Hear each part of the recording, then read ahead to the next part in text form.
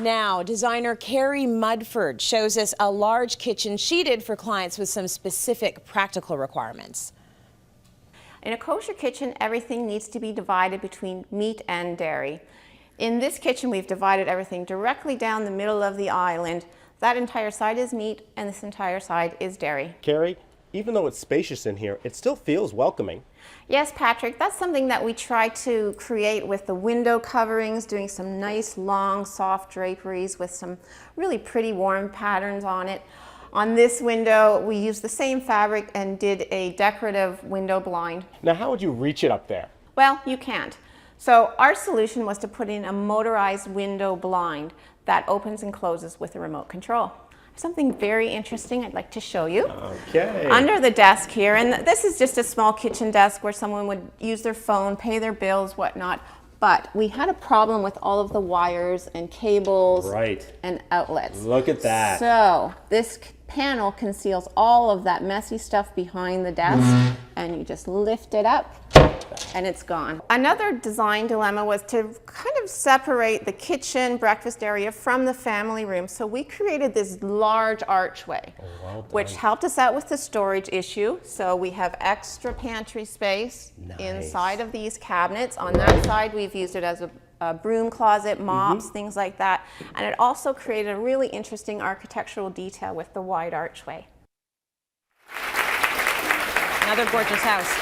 We thought we would talk a little bit about how culture affects our decor, and a lot of folks do have the cultural cues sort of woven into their decor. We thought we would start by talking about mezuzahs, which I remember the first time I heard about these, I thought to myself, oh my gosh, I need to get one.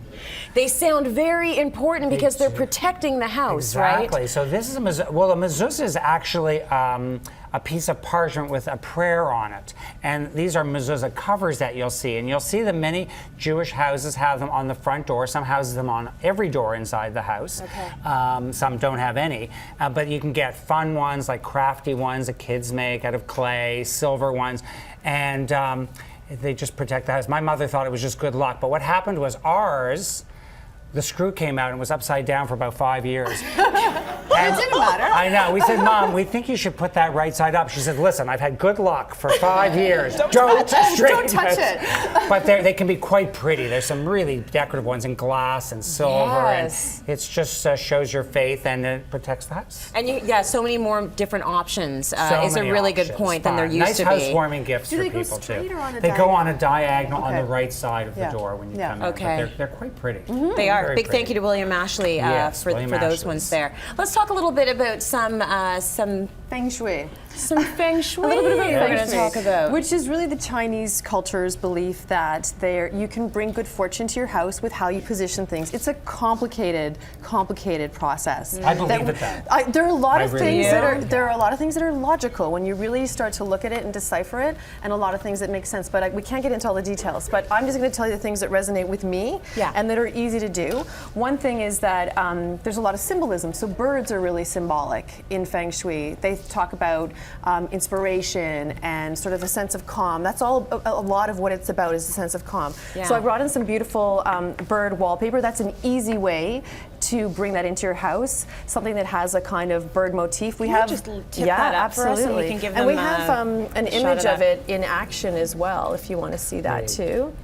Okay, so we have a picture. Yeah, there absolutely. We go. So it's just light and airy and pretty. So that's one of the easiest ways to bring in that bird motif. Yeah. Another thing as well is water. Water is a key feature. It's again about it's supposed to, I think, create a sense of calm and a sense of abundance, which we like that word. So one way you can do it is reflecting pools in your yard. A lot of people bring in little ponds inside and little waterfalls, but if that's too much work, you can just have a beautiful reflecting pool outside. Here's a great shot we have of one that we featured in the magazine. Beautiful. And the thing that's so great about them is that they muffle the sounds of the city. So I love having a pond of some sort in the city.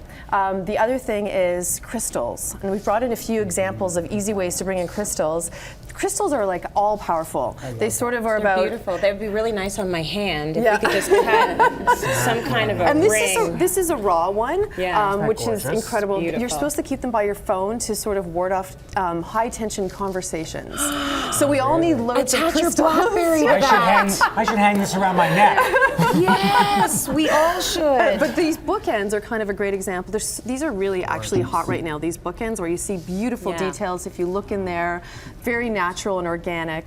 And finally, the last thing is the Buddha head, which we actually see a lot. People bring them a lot into their interiors. And we have another great shot of a Buddha in action in someone's front hall. They're again about that sense of calm.